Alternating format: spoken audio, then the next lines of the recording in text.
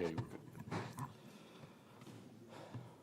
Good evening. My name is Rudy El-Khoury, and I'm the Dean of the School of Architecture at the University of Miami. I'd like to welcome you all for joining us this evening. We have a really packed program featuring a lecture as well as the opening for an exhibition showcasing the work of our guest speaker in the field of historic preservation.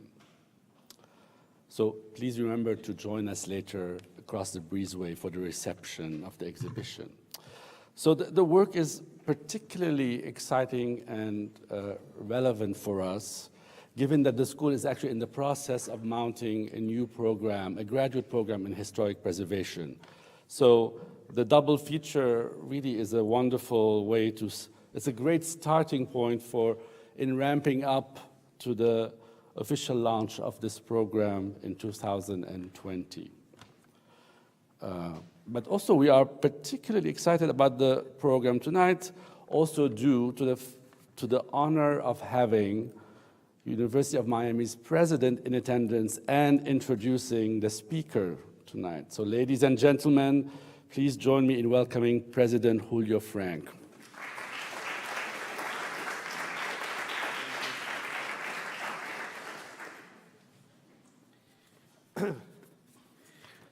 Thank you very much, Dean El-Khoury. Thank you all for being here, both for the lecture and as Rudy just said, for the opening of this exhibit, which is going to run for several days here. We're very pleased also to have with us Marcos Massari, who's the Dean of the Faculty of Architecture at the National University of Mexico, which actually happens to be my first alma mater. I strongly believe that one of the crucial functions of a university is to convene leading thinkers around some of the most pressing challenges facing our society. So I'm always delighted when I see one of our schools, and today the School of Architecture, hosting that kind of a conversation about meaningful topics in our community.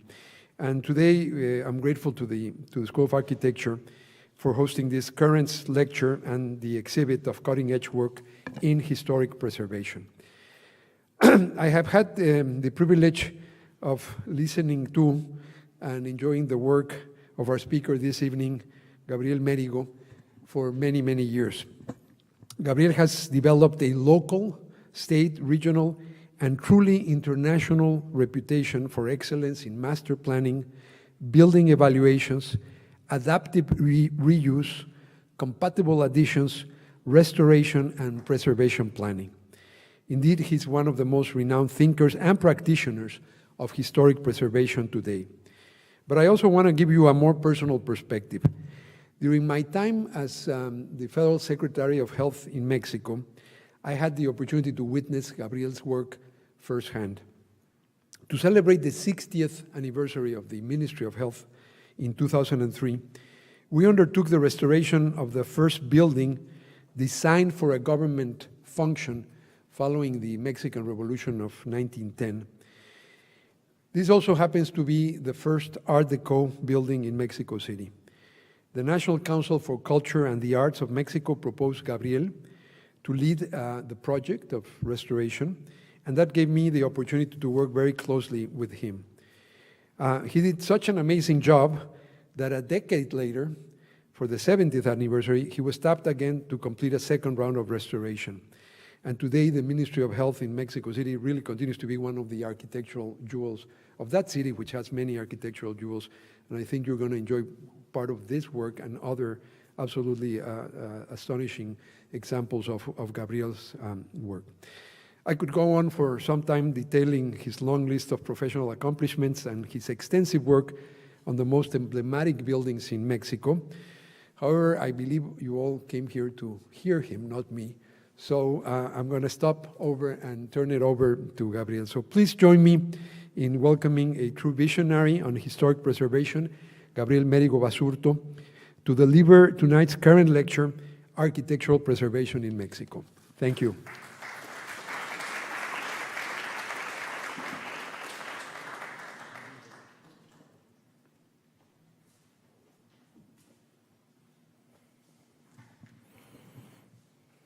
Thank you very much.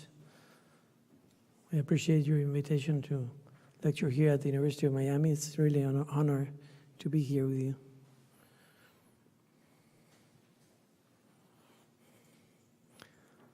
Good evening. We Mexicans are people of devotion. Devotion to many things that we care for, like our own past, which is how we understand the present and face the future. Historic preservation is for us an inspiring field, and we are devoted to the improvement of present and future life through the appreciation of our architectural heritage. Mexico has 3 times more historic monuments than Canada and the United States together, and holds the 6th position in the number of cultural sites inscribed in the World Monuments list of UNESCO. On the other hand, 2,500 monuments were damaged or destroyed by the 2 earthquakes that hit Mexico in September 2017. So it's no wonder architectural preservation has played an increasingly important role in Mexico. Its presence is always a significant factor in discussions concerning the urban development of our main cities, exposing their views, which many times don't match with the developers' ideas. For this, some people consider that preservationists stand in the way of growth and development, and that their objectives go far beyond saving old buildings by proposing alternative approaches to current development practices. But I don't see myself as a preservationist if this implies that I'm only trying to recreate a vanished world of the past and stand in the way of progress. What I believe is in dealing with architectural challenges by addressing issues not of growth but of quality of life, recognizing elements worthy of conservation. In this sense, what I actually do is rehabilitate historic buildings as sources of community revitalization, so I see growth as built on the past. Shakespeare once said, "The past is prologue," meaning that the past serves as a guide for the future. When we rehabilitate a historic building in the strict sense of the word, it means we enable it again, we enable it once more. Conservation and restoration form part of the rehabilitation process of historic buildings that have been affected by negligence, intentional damage, natural disasters, or more usually by the decay caused by time and human use.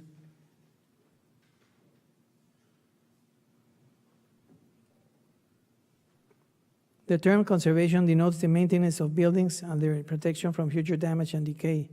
And the term restoration, by contrast, is the repair of architecture with the purpose of recovering its original appearance. In the end, our objective is to look into the future to guarantee the life of the monument in question by updating its functionality while keeping its original values. Because not long ago, buildings were simply sad witnesses of a tired past, but in the last years, attitude towards historic preservation has changed. We can tell by the increasing number of projects that are creating exciting new architecture by reusing historic buildings and sometimes with the addition of modern architecture. All buildings are now perceived as a valuable foundation for new use in a combined work that is both beautiful and useful. Now it's a fact that Mexico has more than 110,000 historic monuments built between the 16th and 19th centuries, and over 200,000 estimated pre-Columbian archaeological sites all over the country, plus a vast number of quality architecture built from the 20th century until our days.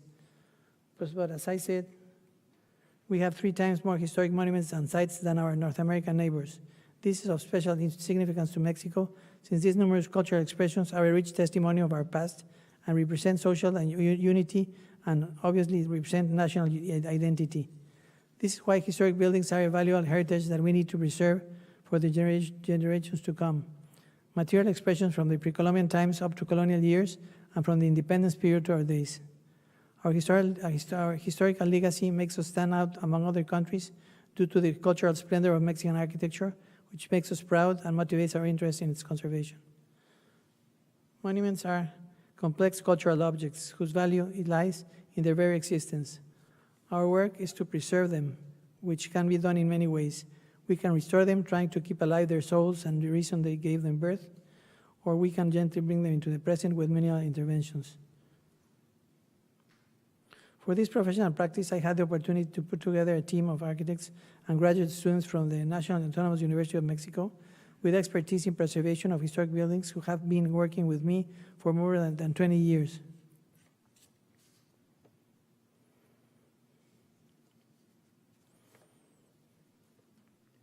Here are some examples of our professional work.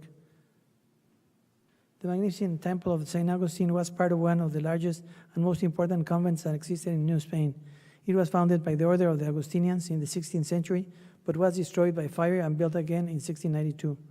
Years later, it became the National Library, and now that it's owned by the university, it is being fully restored and adapted to a cultural and educational use. The rehabilitation of the temple was basically the restructuring of the building itself, since it presented serious damages that compromised the stability of the monument. The vault had multiple fractures in different trajectories, and the leaks of water were abundant and contributed to the detachment of fragments of masonry and plasterworks. It was necessary to treat the cracks by placing stone staples across them, and also the fractures, cavities, and separations of the masonry were injected by means of copper pipes placed to introduce the grout along with some additives. A large number of fractured and displaced stones were found out from their original placement in the arches. They were relocated, and most of these wedge-shaped stones were replaced. The vault was then injected through the exterior, and for these purposes, the arches were supported by yokes that kept them in place, and with the help of mechanical jacks, the position of the stone elements were kept open until the process was finished.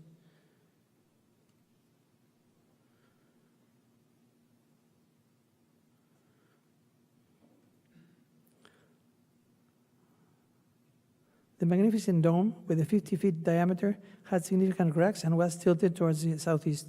For this reason, it was necessary to recover the cohesion of the masonry by means of perpendicular staples and injections of an adhesive mixture.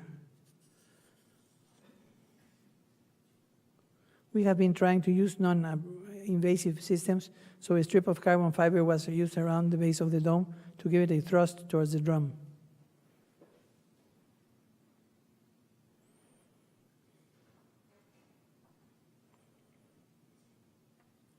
The tiles were restored and the dome secured.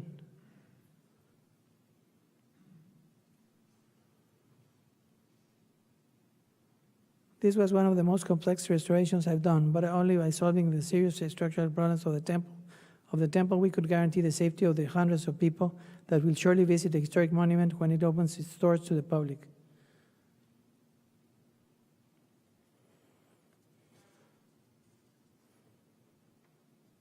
The Pedro Baranda military fort is an emblematic construction built in the 19th century for the protection of the city of Campeche in the southeast of Mexico. It was abandoned for a long time and became a ruin used as a warehouse.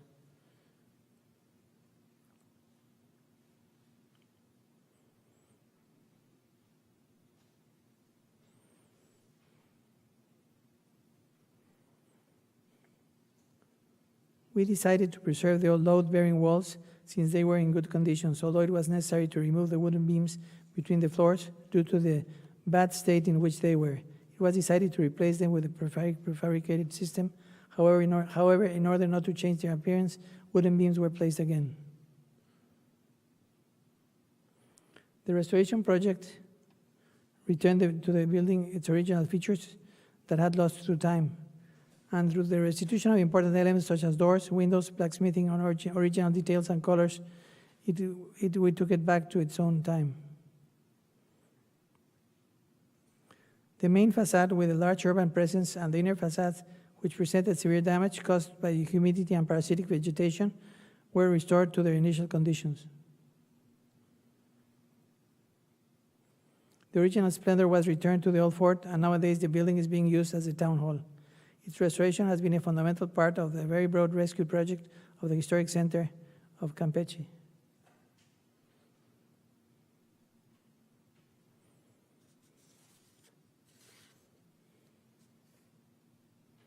This massive monument to the Mexican Revolution was completely restored to commemorate 100 years of the armed movement.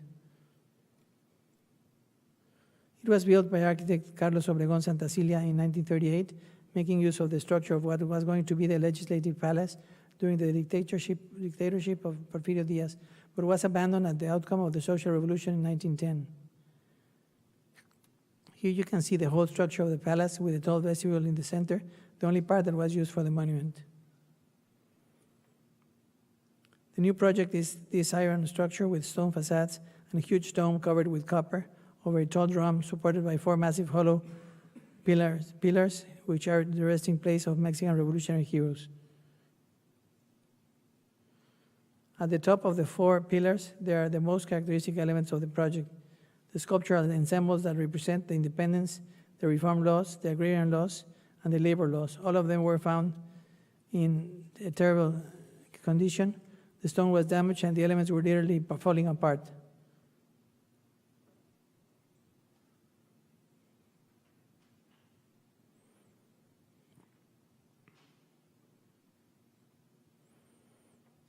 Actually, the project took us 8 months to finish it and 1 year to do the building.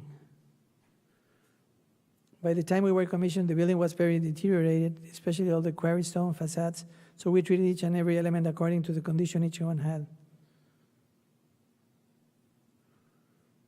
This is the state of the rocks when we found them, when we went up to the top of the building. One by one, every single block of stone was checked out for exactly the type of damage that it had in order to define its precise restoration technique and figure out the total cost. The copper roofing was also in a very bad condition, and all of it had to be removed and in many cases replaced, but also treated for protection against the acid rain and air pollution.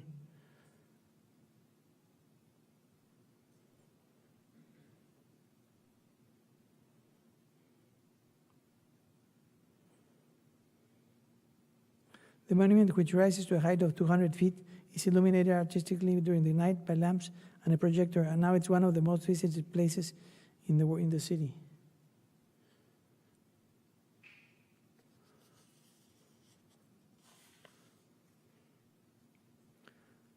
This house, an eclectic jewel, was built by Antonio Rivas Mercado, a famous architect born in the 19th century and author of many houses and haciendas. This style characterized the architectural spaces with their historicist-inspired forms as a modern concept, saying that would reproduce extensively in our Mexican cities during the reconstruction boom of the Porfirio Diaz regime. It's a unique residence, although the architect is better known for his design of the Independence Monument, with the iconic golden angel at the top, which now is the symbol of Mexico City. In 1898, he designed this beautiful house for his family, which many years later was abandoned by its next owner and became a ruin due to lack of maintenance until it was bought by the local government in order to save it of an oncoming demolition. The residence is a worthy example of the romanticism of the Mexican architecture from the end of the 19th century that stands out for its decorative richness. In these old photographs, we can see the access to the property was framed by stone pilasters, crowned by decorative vases and some freestanding columns. The entrance of the residence stands out for its 2 side staircases that dominate the image of the main facade, being, along with the gallery, perhaps the most interesting architectural elements of the house. But as you can see, they were severely damaged with the whole residence.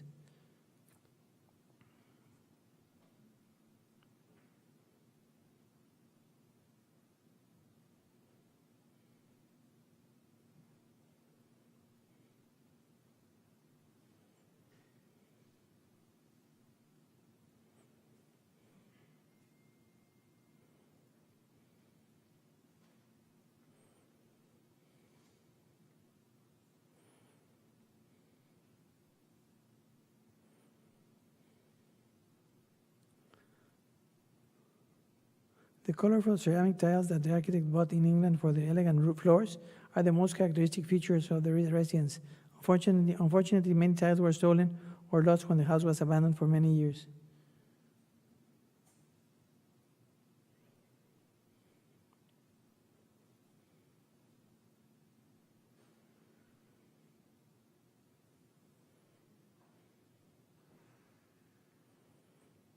We did some research and found the company in England who manufactured the original ceramic tiles more than 100 years ago. And the architect made these designs for the floor of each room and used more than 90 models of encaustic tiles, different in form, color, size, and design. Which is easy to say, but to use more than 90 different models in one house is a lot of designs.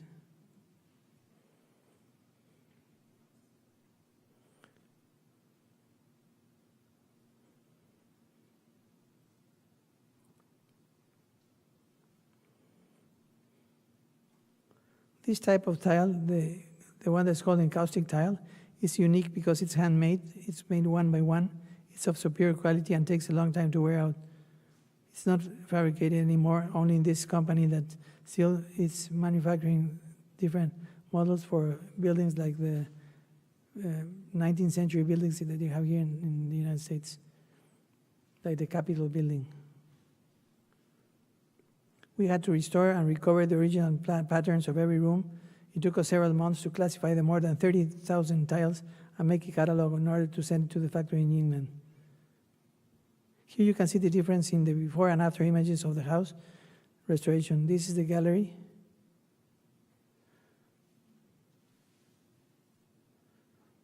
Next to the gallery, the living room was used for special celebrations and for cultural events.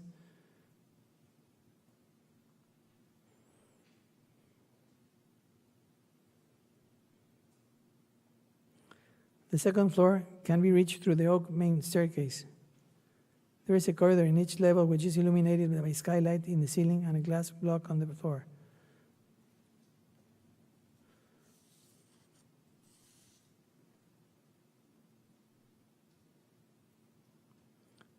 The architect's studio was built on the top floor with an access to a large terrace, which we found also in a terrible state.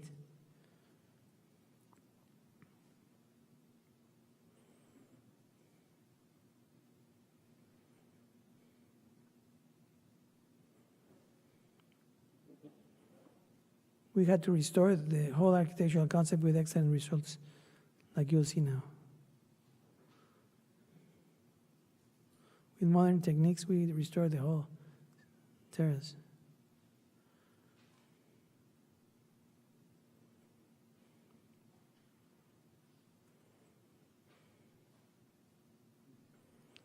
The house is now a cultural center with hundreds of visitors every year just to see this beautiful example of eclectic architecture.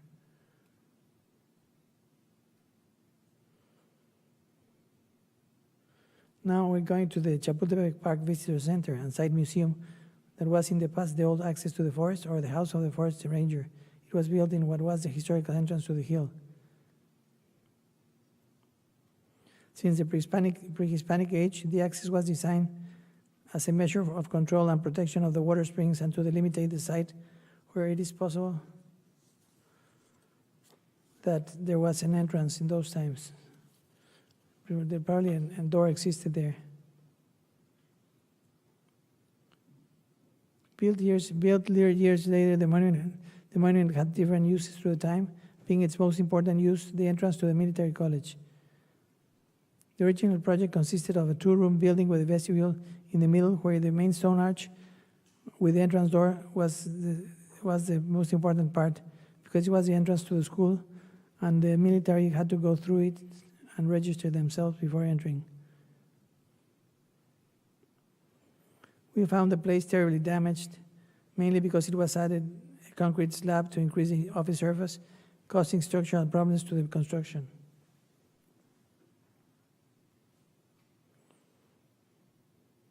The intervention was not easy because the structural project had to be modified twice. Since it took time to raise the funds for the restoration, 2 earthquakes did some additional damage, each one.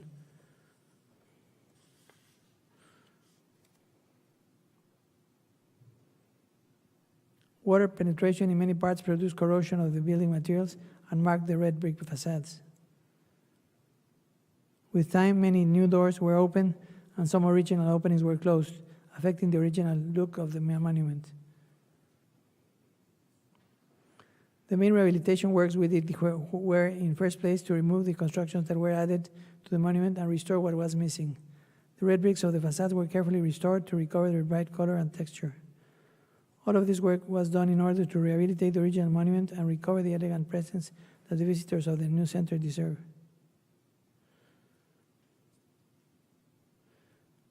This is the Cerveceria Modelo. It's a famous brewery from Toluca City, which is an hour drive from Mexico City. And they made a technological museum on their 19th century eclectic building.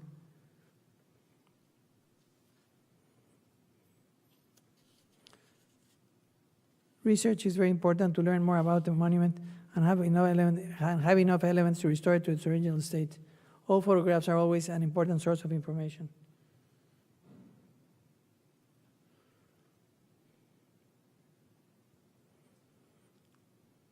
With the information obtained, drawings were made in order to identify graphically the different damages, additions, or missing elements on the existing building and establish the work to be done in the restoration project.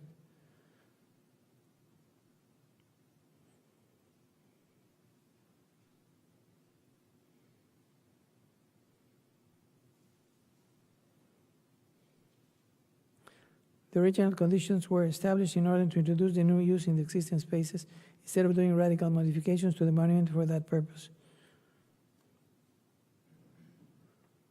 The project of how to bond the historic architecture with a modern intervention was proposed in a way it did not affect the formal unity of the final composition.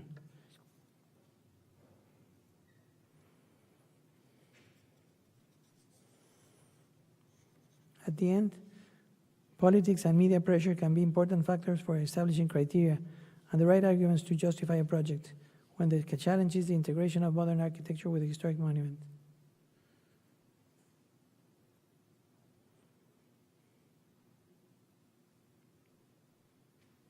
This is also an eclectic residence. It was built by the sibling architects de la Hidalga in 1885, and it represents the wealth and exuberance of the 19th century Mexican eclecticism. It was originally the home of the wealthy Hagenbeck family, who modified most of the construction to build a cinema, causing severe damage to the luxurious house. Some years ago, it was acquired by the local government, who commissioned us to restore it and turn it into an art museum. It's located in Juarez Avenue, one of the most fashionable streets of the last century, always with hundreds of visitors, sometimes including important personalities. The residence was built with 3 floors and an elegant symmetrical stone facade carved in many colors with a predominance of neoclassical elements. This photograph was taken just before the partial destruction of the house. Fortunately, the facade was not all demolished, but it was seriously affected, especially the ground floor, due to successive sidewalk repaving and the modification of the arches when demolishing the columns to extend the entrance to make it wider.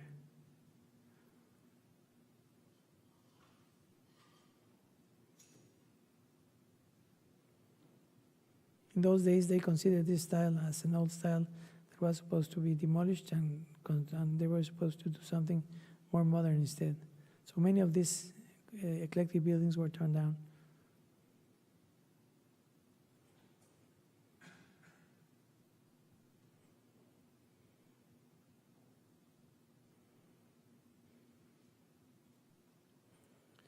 In the conversion to a movie theater, the owner built a large lobby of circular layout at the center in our project for the art museum.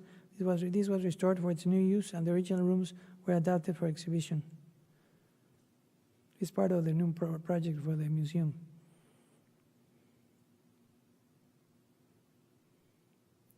Finally, the project for a museum hasn't been built because the government decided to sell the house to a private company, which by chance came to me again to restore it, but now it's an elegant shopping center, which I'm already doing again.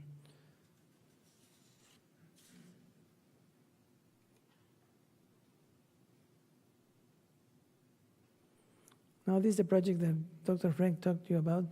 It's the Ministry of Health in Mexico City. It was designed and built by architect Carlos Obregón Santacilia, the one that built also the monument to the revolution that we just saw. But this was done in 1929, when the architect was very young. It is a monument that we value not only as a masterwork of architecture, a forerunner of modernism in Mexico, but also a faithful testimony of the history of public health in our country. After the revolution, it was the first building that the new government built expressly for the public administration as a proof of its eagerness to begin constructive period that would contrast with the years of destruction of the armed struggle. The construction is clearly a symbol of the institutionalization of the demands of the revolutionary movement that defeated the dictatorship of Porfirio Diaz and promised substantial changes. Obviously, one of the most important demands of the revolution was healthcare, since most of the people that died during the struggle did not perish wounded in battle, but by some illness. But besides its fulfillment of the healthcare demands, what really makes this building unique is not only being a pioneer for modern architecture in Mexico, but the fact that his work finally achieves what the architect was searching for, a nationalistic expression with an international projection. What is also outstanding in this architecture introduced by Carlos Obregón is the participation of artists, painters, and sculptors in the so-called plastic integration, which would later be present in the construction of the University City many years later in 1953. The most important artists of the time were part of the project, sculptors like Manuel Centurion,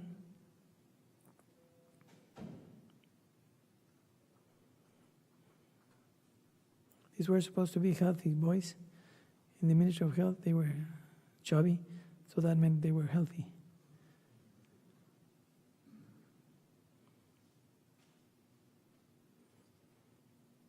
This is all by this sculptor, Manuel Centurion, very important sculptor in Mexico.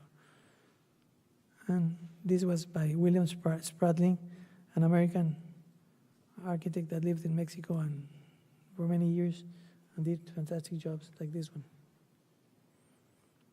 And obviously Diego Rivera, among others. This is the main office, what used to be the office of the head of the department, and now it's a meeting room where all his murals are.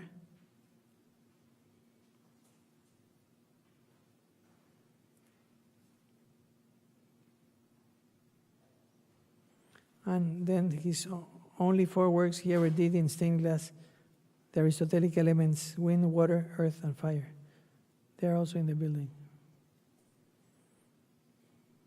You can see how rich the monument is. What is unbelievable is that for so many years, no one felt that a complete restoration of this iconic building was necessary. Its constant use and poor maintenance had caused serious damage to the construction as well as different types of invasive installations.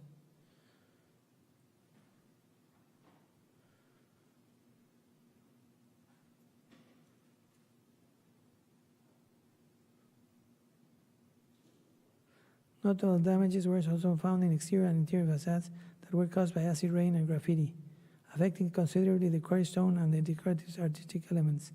The open-air church arches were modified, and the gray stones that covered most of the building were either missing or in a very bad condition, so they had to be restored.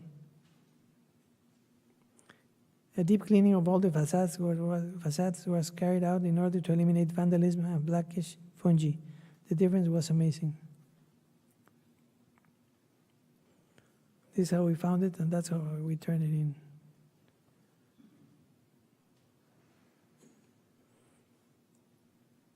The copper architectural elements were restored, like this original bridge, with which the architect experimented with a new scale introduced by the cars versus the pedestrian scale.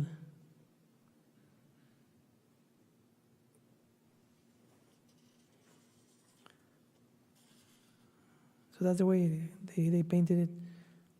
And that's the way it was modified.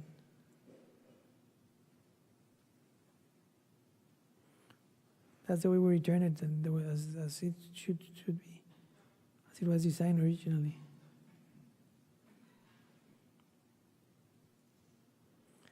The pavements also had to be repaired in the central garden and the entrance restored with the original mission of the ministry sculpted on the facade.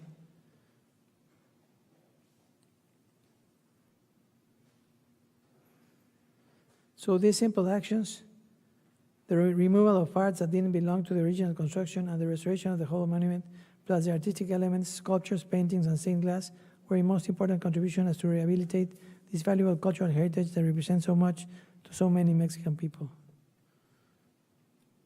Now we go to the first years of the 20th century, but in Europe, where the structure was designed by famous Berlin architect Bruno Moring to house an art and textile exhibition in Düsseldorf, Germany, in 1902. After the exposition, the iron structure was bought by a Mexican businessman to serve as a showroom for industrial products, and it was shipped to Mexico, where it now was adapted to many different uses until it became the Chopo Museum, which is owned by the university.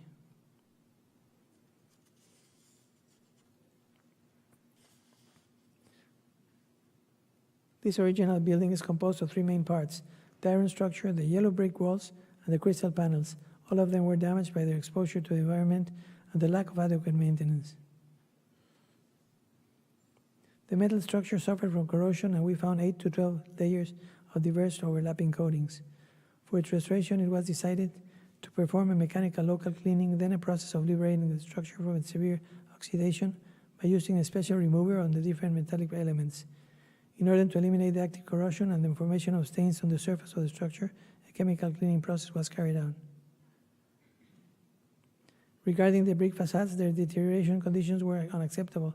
Due to their absence in the market in the present time, it was necessary to manufacture new bricks according to the original characteristics of the material with the same form and load capacity.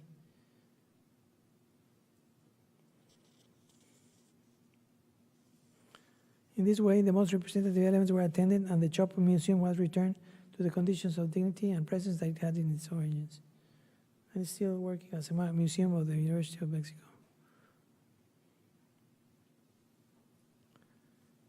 Here, the goal was to rescue Fronton Mexico building in order to save this traditional and thrilling basque sport that we call the High Alai, which is almost lost.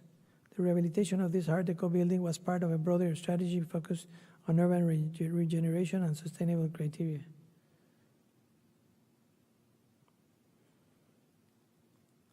No major changes were made to the original construction, which was abandoned for more than 20 years without any conservation works because no one could get in, and it caused the building serious decay. In this sense, only slight modifications were required in order to fit in the air conditioning ducts. The original classic plaster friezes in the main hall had to be lowered. It had to be placed a few inches lower to allow the ductwork. Also, the system's bulky equipment was placed on the roof and hidden from view. Undoubtedly, the Fronton Mexico, as a cultural heritage monument, provides us a valuable look at the past through its composition, while its solid presence lends its character to the urban image of the plaza in which it is located, right in front of the Monument to the Revolution. The rehabilitation process was faithful to the original typology, which is representative of the time of its construction.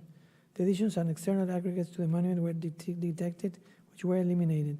At the same time, original elements were identified for the restoration and reintegration into the property.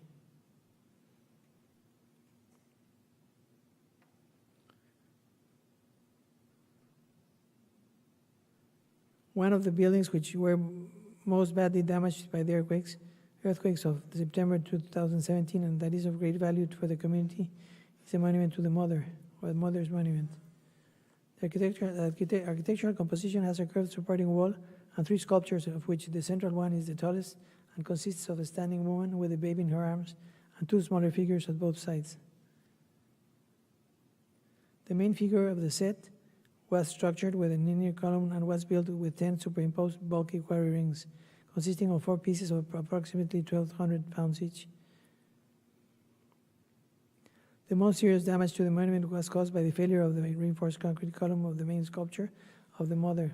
With more than 25 metric tons of weight, this structural element, scarce in dimensioning and having insufficient reinforcing steel, did not have the capacity to withstand the violent horizontal thrust of the earthquake that projected the Mother sculpture to the front, falling on the baby in her arms, breaking both in thousands of pieces.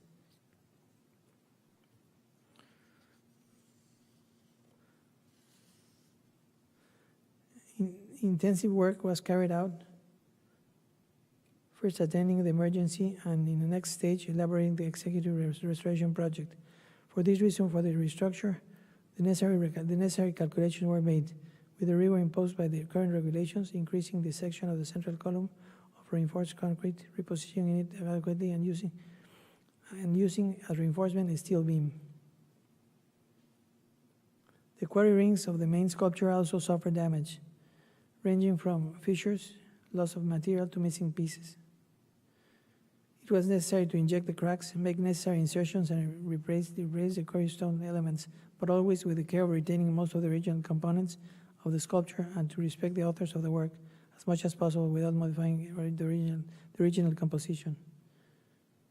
That was actually the difficult part, is trying to modify the structural part without modifying the sculpture, the proportions of the sculpture.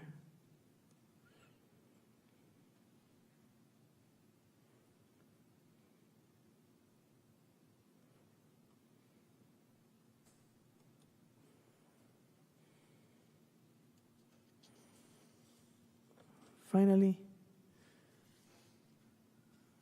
As I said at the beginning, we Mexicans are people of devotion to many different things that we care for.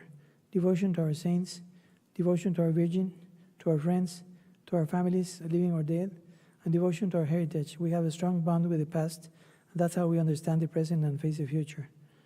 I hope that in this display of projects about the reuse of recycling of historic buildings, you have found exciting, meaningful work, which means that architectural preservation is for us an inspiring field, since we are devoted to the improvement of present and future life through the appreciation of our built and cultural heritage. As you can see, historic preservation is about devotion and many other things: architectural history, community planning, historical research, archaeology, vital economics, and so much more. Cultural identity, sense of place, pride of place, but most of all, quality of life. Thank you very much.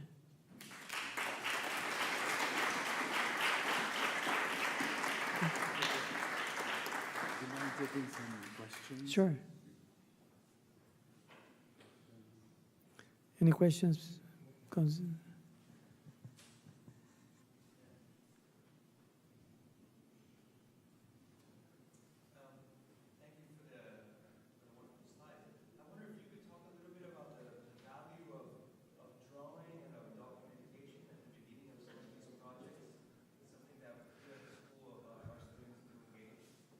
Well, actually, the first part of the process of the restoration of these buildings is to do some digging in the archives and try to find out photographs and documents concerning the original use of the building and the original construction plans and drawings and whatever you can find to see exactly what's the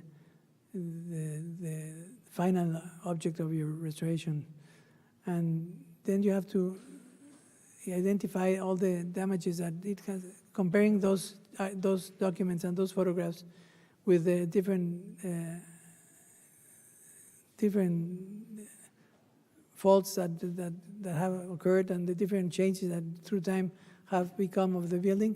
You have to elaborate the drawings with the process of restoration. But first you have to dig in the archives, look for the original way the building was, then do the drawings on how to return it to that same state.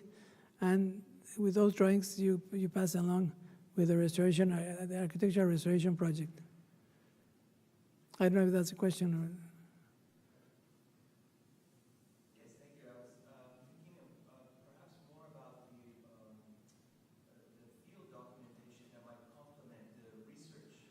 Sure. Our research is actually done in two parts, in the archives and physically. So the most important one, I would say, is the physical study that we do in the buildings, that we have to do physically take samples of the different elements of the building to see how original they are and to find out exactly how the original building was. And after we do that, we compare them with the documents that we found in the archives. And then we ideally find out how the monument was originally, and then we try to return it to its original status. That's exactly what we do.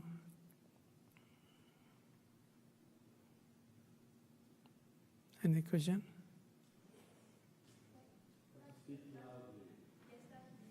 Thank you very much for your presentation. I was wondering, as I heard you about restoring the original facade and image of a building, that in doing that, in many instances, the passage of time and the imprint of time is a little bit sort of lost also. And so I wonder if in your restoration projects there is this approach of perhaps trying to intervene the least possible in restoring the building, or simply taking over and rendering it anew. Well, you're right. Well, your question is very interesting. What you have to do is identify the different stages of the evolution of the building itself to see which one you're going to choose to return to. It depends on many things and depends on the building. There are no formulas. So you have to do some research, and depending on the research and depending on the importance of each of the stages that you find, the decision you make on what stage you have to return it to. So you cannot make a general appreciation of this, but it depends on the project itself, depends on the age of the project, and depends on the many stages it has gone through, and the original aspect of the. You have to define which is the original aspect that you're going to return the building to, but it depends on each building, on each case. I don't know if I don't see you, but.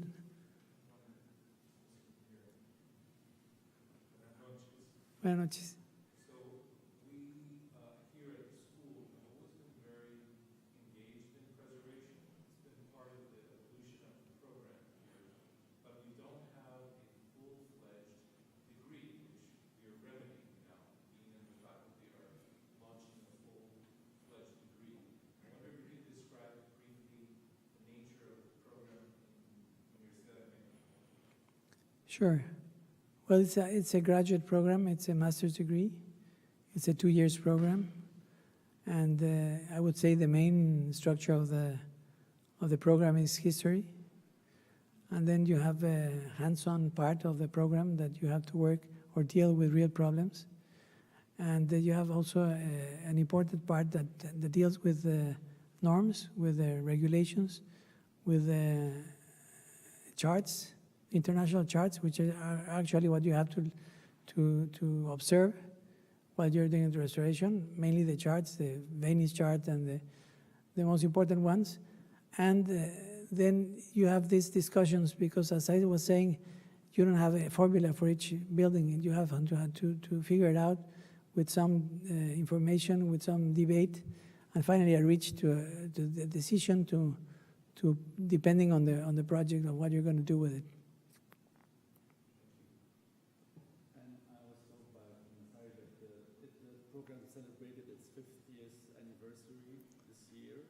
Yes, it's one of the oldest programs in Mexico. I would say it's probably the oldest one in Mexico.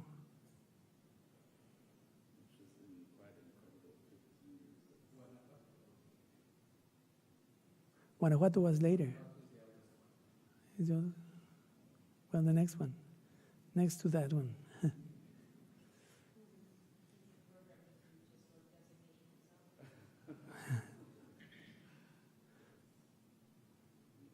Any questions? Sure. Can you tell us a little bit about your team? Well, our team is formed by students, and it's a team formed by other students from the specialty with expertise already because they have lots of experience. And we have also chemists, engineers, and restoration experts in not in architecture, but in restoration in detail. And that's basically what we are formed of, the kind of teams that work in every project. But obviously it's a teamwork.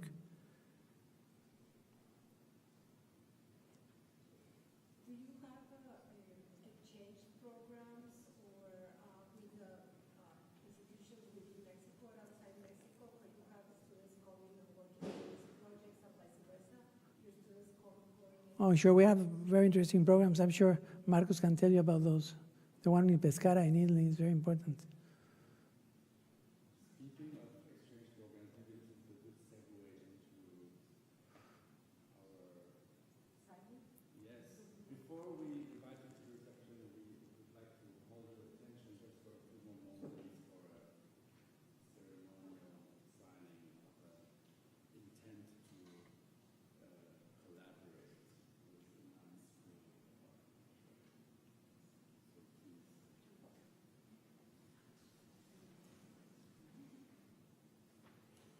Well, we do have a program, very interesting, and Marcos is going to tell you about it because he's the one who knows more of it with Pescara, Italy. Thank you. Muchas gracias. Fue una maravillosa.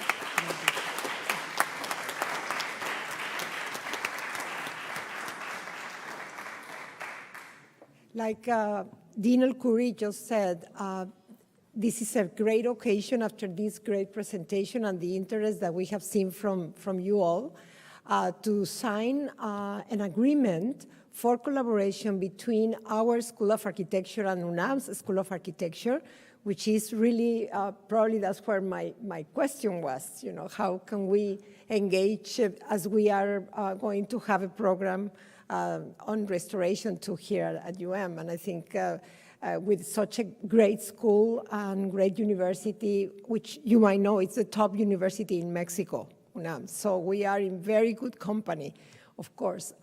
So we are here to sign also this agreement for collaborating between our institutions, which is part of Dr. Frank's and our university's hemispheric strategy to try to reach out and collaborate more with institutions like us, and where we can have something additional to our students and our faculty, new opportunities, and this is a great one. So may I please ask Dr. El Khoury, Dean El Khoury, and Dean from the School of Architecture of UNAM, Marcos Massari Iriart, please to come and proceed with the signing of the collaboration agreement.